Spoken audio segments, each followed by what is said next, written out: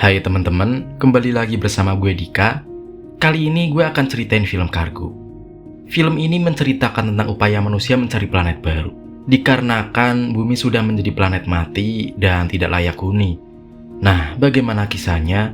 Gak usah berlama-lama, langsung aja kita masuk ke plot filmnya.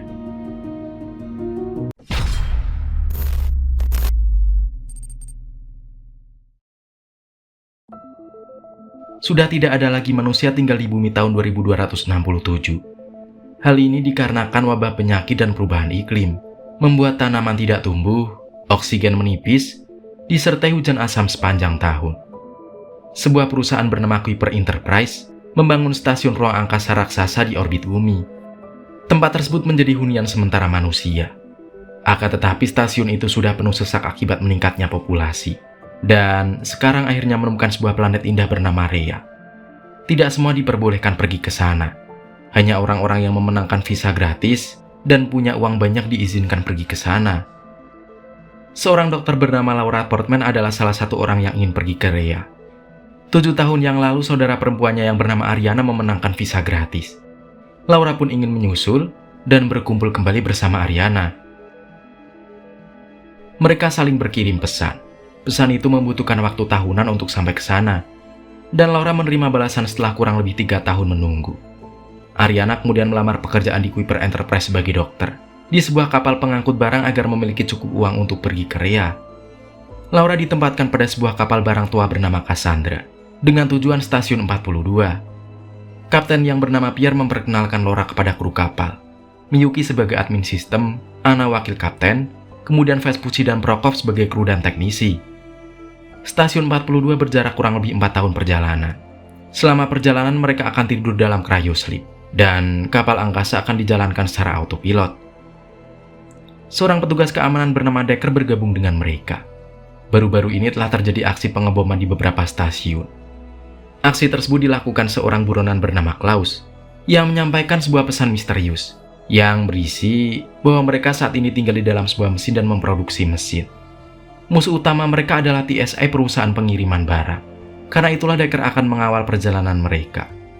Sesaat setelah lepas landas, kapten menyalakan sistem autopilot. Kemudian para kru masuk ke dalam tangki kriogenik untuk tidur panjang. Setiap 8 bulan satu dari mereka akan dibangunkan untuk berjaga, serta mengatasi masalah teknis selama perjalanan. 3 tahun 8 bulan sejak keberangkatan, giliran Laura dibangunkan untuk berjaga. Belum lama ini Laura juga menerima pesan balasan dari Ariana yang dia kirim tahun 2267. Saat sedang makan, Laura mendengar ada suara berisik dari dalam ruang kargo. Laura pun pergi ke sana untuk memeriksanya. Sampai depan pintu, seseorang mengagetkannya dari dalam. Karena ketakutan, Laura berlari menjauh, lalu berpapasan dengan Decker di sebuah lorong. Decker berkata sistem keamanan akan membangunkannya secara otomatis jika terdeteksi ada yang melakukan pelanggaran protokol penerbangan. Laura memberitahu bahwa ada penumpang gelap di dalam ruang kargo. Mereka harus membangunkan kru yang lain.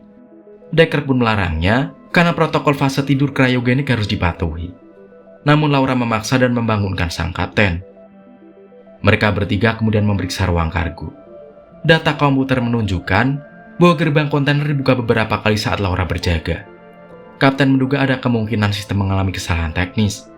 Untuk memastikannya, mereka akan berpencar untuk memeriksa setiap ruang kontainer. Tanpa ada sebab yang jelas, kapten terjatuh dari atas dan seketika meninggal dunia. Tiba-tiba alarm berbunyi dan gerbang akan segera menutup. Decker dan Laura pun segera bergegas keluar. Akibat insiden tersebut, para kru pun dibangunkan lebih awal. Anna memerintahkan Vespucci dan Prokop memperbaiki gerbang ruang kargo.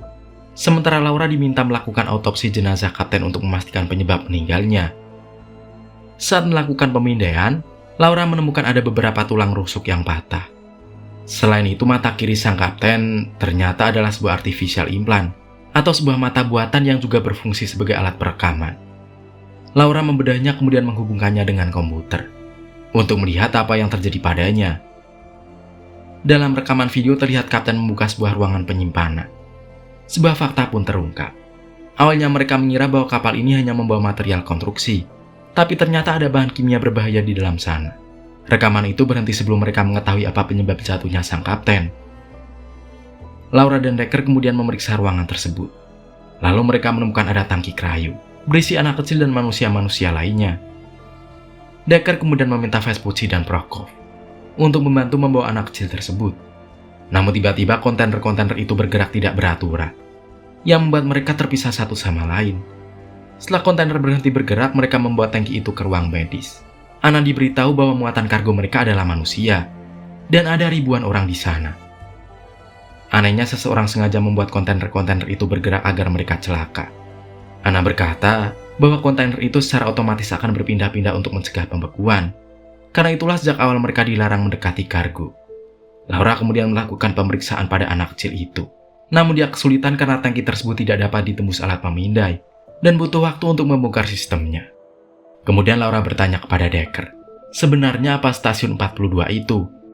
Decker menjawab bahwa stasiun itu merupakan stasiun tanpa awak dan akan dibuat menjadi pusat transportasi. Sementara itu di gerbang kargo, Vespucci dan Prokov mendengar ada suara. Prokov curiga sepertinya memang ada orang asing di dalam kapal ini. Namun Vespucci berkata kalau itu adalah suara mesin kontainer. Setelah berhasil membuka tangki, Laura langsung memindai tubuh anak kecil tersebut. Laura melihat ada jaringan anorganik di dalam otaknya. Sepertinya benda itu sengaja ditanam ke dalam tubuhnya. Decker lalu berkata bahwa dia pernah melihat benda itu sebelumnya, yaitu sejenis konektor virtual reality. Konektor tersebut terlihat telah menyatu dengan sempurna di dalam tubuhnya.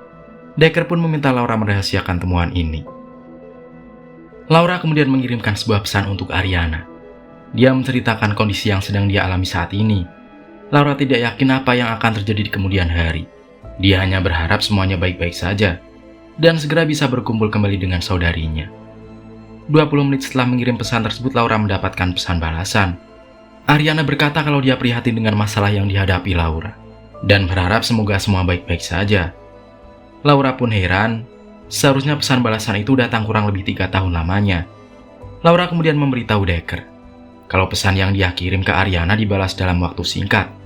Decker terlihat biasa saja, seolah dia menyimpan sebuah rahasia.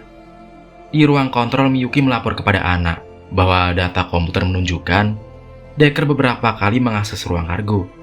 Atas tindakan mencurigakan tersebut, Anna memerintahkan Vespucci dan Prokov memasukkannya ke tangki kriogenik. Lebih baik dia ditidurkan daripada berbuat kekacauan. Namun Decker melawan dan membuat dahinya berdarah. Sebelum masuk tangki, luka itu harus dikeringkan terlebih dahulu agar tidak mencemari cairan pendingin. Di ruang pengobatan, Decker memberitahu Laura sebuah rahasia bahwa kapal Cassandra saat ini sedang menuju Rhea. Tujuan mereka sudah dekat. Karena itu Laura dan Ariana dapat bertukar pesan dalam waktu yang singkat. Setelah memasukkan Decker ke dalam tangki tidurnya, Laura menemui Miyuki lalu dia bertanya, sebenarnya kemana mereka akan pergi? Miyuki sendiri tidak tahu apakah Cassandra sedang menuju stasiun 42 atau tidak, karena koordinat lokasinya dikunci oleh sistem. Satu-satunya orang yang dapat memiliki akses tersebut adalah Anna. Laura memberitahu bahwa dia dan saudarinya bertukar pesan hanya dalam waktu 20 menit saja. Sebelumnya Decker juga berkata bahwa Cassandra sebentar lagi mencapai Rhea, karena itulah dia bisa bertukar pesan dalam waktu yang singkat. Jika benar maka Anna telah berbohong dengan mengubah koordinat tujuan kapal ini. Miyuki kemudian berkata kalau dia akan mencoba mencari tahu di mana lokasi mereka saat ini. Selesai beristirahat, Laura mendatangi ruangan Miyuki. Namun dia menemukannya sudah tewas dalam keadaan tergantung.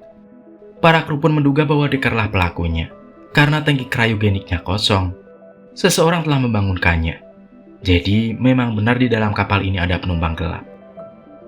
Para kru kemudian berpencar mencari Decker dan penumpang gelap tersebut. Laura dan Vespucci mendengar ada suara dari dalam saluran udara. Mereka pun menduga di sanalah tempat persembunyian penumpang gelap. Vespucci dan Laura kemudian berpencar. Di dalam lorong tersebut ada sebuah ruangan besar dengan sisa-sisa sampah dan tumpukan barang milik seseorang. Tiba-tiba seorang lelaki menyerang Laura dari belakang. Lalu dari balik kegelapan, ada sosok misterius menembak penyerang itu kemudian menghilang. Penumpang gelap itu ternyata adalah Klaus, buronan yang melakukan peledakan pada beberapa stasiun. Di dalam koper miliknya, Laura menemukan ada dokumentasi Klaus saat masih berada di bumi. Dia juga melihat sebuah rekaman video, di mana Klaus dan Decker berada di sebuah rumah kaca. Tempat itu melindungi tanah dan tumbuhan dari hujan asam. Selain itu, mereka juga berhasil memurnikan air. Rekaman itu adalah bukti bahwa bumi perlahan-lahan mulai normal dan pulih kembali. Tiba-tiba terdengar seseorang mencoba membuka pintu, yang ternyata adalah Vespucci. Dia berkata kalau Decker berhasil ditangkap. Seseorang yang menembak Klaus ternyata adalah Decker. Meski mereka saling mengenal, Decker terpaksa melakukannya. Setelah Klaus mencoba menyerang Laura, membunuh Kapten, dan juga membunuh Miyuki. Fakta-fakta yang ditemukan Laura tentang bumi membuat mereka menyadari bahwa selama ini Kuiper Enterprise dan pemerintah telah berbohong. Mengapa mereka tidak dipulangkan ke bumi kemudian membangun peradaban baru? Hana kemudian memerintahkan Vespucci memasukkan Decker ke dalam tangki tidurnya, lalu meminta Laura mengembalikan anak kecil itu ke dalam kargo. Dia juga diperintahkan masuk kembali ke dalam tangki tidurnya, karena semua masalah sudah teratasi. Hana akan mengambil alih tugasnya berjaga, sebelum mereka kembali ke stasiun utama. Curiga kenapa dia diperintahkan masuk ke dalam tangki kriogenik, dan pasti ada sesuatu yang disembunyikan Anna. Laura kemudian berniat menyerang Anna, namun berhasil diantisipasi Anna. Sebelum mengembalikan Decker ke dalam tangki tidurnya, Vespucci bertanya apa yang dia ketahui tentang Rhea. Apakah saat ini mereka benar-benar pergi ke sana? Decker pun menceritakan apa yang dia ketahui. Anna kemudian memberitahu Laura bahwa mereka saat ini benar-benar menuju stasiun 42. Stasiun itu mengorbit pada sebuah planet bernama RH278. Dan planet itu adalah planet Rhea. Usaha kolonisasi di Rhea sebenarnya sudah gagal sejak awal. Mereka melakukan kesalahan yang membuat Rhea tidak dapat ditinggali. Lalu dibangunlah sebuah stasiun simulasi yaitu stasiun 42. Orang-orang yang ada di sana ditidurkan di dalam tangki kriogenik. Kemudian alam bawah sadar mereka dibangunkan. Mereka ditempatkan dan hidup di sebuah dunia virtual yang sangat indah, seolah-olah berada di planet surga. Tidak hanya itu, teknologi dunia virtual tersebut memungkinkan interaksi di antara mereka melalui antena yang memancarkan gelombang transmisi. Jadi semua transmisi pesan dari penduduk Rhea berasal dari stasiun 42 termasuk Ariana. Sedangkan kargo yang mereka bawa adalah orang-orang yang telah membayar untuk pergi ke Rhea tanpa tahu bahwa mereka telah dibohongi. Anna juga berkata bahwa semua kondisi tersebut hanyalah sementara. Mereka tetap berusaha mencari planet baru yang layak huni, dan Kuiper Enterprise menjamin mereka tetap hidup. Tiba-tiba Vespucci dan Prokhov muncul dan menodongkan senjata ke arah Anna. Mereka kesal dengan kebohongan yang dia buat, lalu memasukkannya ke dalam tangki kriogenik. Setelah mereka mendengar informasi tentang Rhea, Vespucci dan Prokhov memutuskan akan tidur dalam mode simulasi. Mereka ingin hidup di dunia virtual. Mereka berpikir dalam dunia mimpi tersebut, mereka bisa mendapatkan apapun yang mereka mau, daripada mereka harus menderita dan hidup susah di dunia nyata. Kemudian di ruang medis, Laura mencoba akan menyadarkan anak kecil tersebut. Belum tentu dia akan bertahan jika dikembalikan ke ruang kargo. Semua kru kemudian berkumpul untuk membahas rencana mereka. Setelah sampai stasiun 42, pertama-tama Decker akan mencari di mana tangki cryo Ariana. Laura bertugas mencari di mana letak konektor simulasi untuk menghubungkannya dengan Ariana. Di tempat itu Laura akan mengirim sebuah pesan ke stasiun utama yang berisi kebenaran tentang Rhea. Setelah pesan dikirim, mereka akan menghancurkan antena pemancar. Sementara itu, kargo di dalam kapal akan dipindahkan secara otomatis ke stasiun. Mereka harus cepat karena setelah proses bongkar muatan selesai, Cassandra akan secara otomatis lepas landas. Meski tanpa antena, stasiun itu akan tetap berfungsi. Orang-orang tetap akan hidup dalam simulasi. Hanya saja mereka tidak dapat mengirim pesan lagi.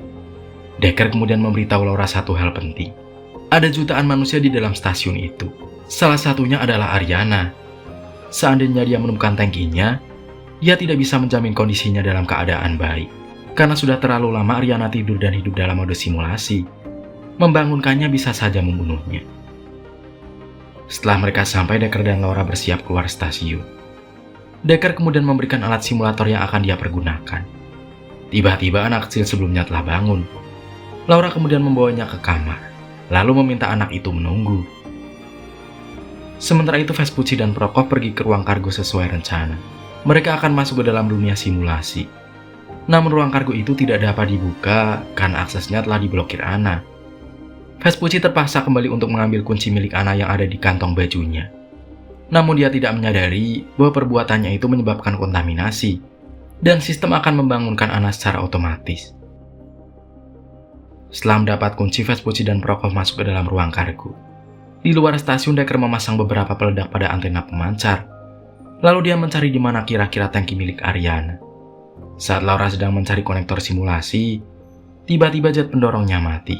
Lalu dia menghubungi Decker agar segera menolongnya. Decker meminta Laura bertahan, karena dia berhasil menemukan tangki milik Ariana.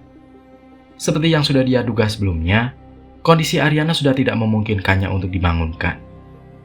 Decker kemudian menyusul Laura, lalu memberitahunya bahwa Ariana sudah tidak bisa diselamatkan.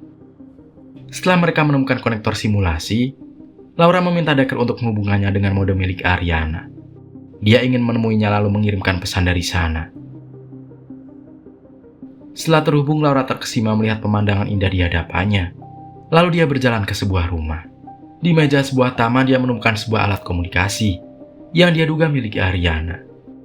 Akhirnya dua saudara itu bertemu. Ariana sangat bahagia Laura bisa menyusulnya. Tapi Laura malah menangis. Ariana tidak mengetahui bahwa dirinya hidup dalam dunia simulasi. Terlebih tubuhnya sudah membeku. Dan Laura tidak akan pernah bisa bertemu dengan Ariana lagi di dunia nyata. Laura kemudian berlari ke tengah hutan. Menggunakan alat komunikasi milik Ariana, Laura mengirim pesan ke stasiun utama. Dia menceritakan segala kebohongan tentang Rhea. Rhea bukanlah tempat nyata, melainkan sebuah dunia simulasi, dunia virtual, ataupun alam mimpi. Mereka tidak membutuhkan Rhea karena masih memiliki bumi. Laura menyaksikan sendiri bahwa bumi perlahan-lahan telah pulih. Setelah menerima pesan ini, Laura berkata bahwa mereka akan menghancurkan antena komunikasi, sehingga mereka tidak bisa lagi mengirim pesan. Hal itu demi kebaikan mereka dan orang-orang yang ada di sini. Setelah selesai mengirim pesan, Laura kembali ke dunia nyata. Dan sesaat kemudian bongkar muat sudah selesai. Bom yang dipasang di antena juga meledak dan mengembaskan mereka berdua. Kapal Cassandra perlahan-lahan mulai meninggalkan stasiun. Pegangan mereka berdua terlepas dan Decker tidak bisa meraih tangan Laura. Karena sebelumnya saat Laura ada di dunia virtual, Decker memberikan jet pendorong miliknya. Decker kemudian meminta Laura segera kembali ke stasiun.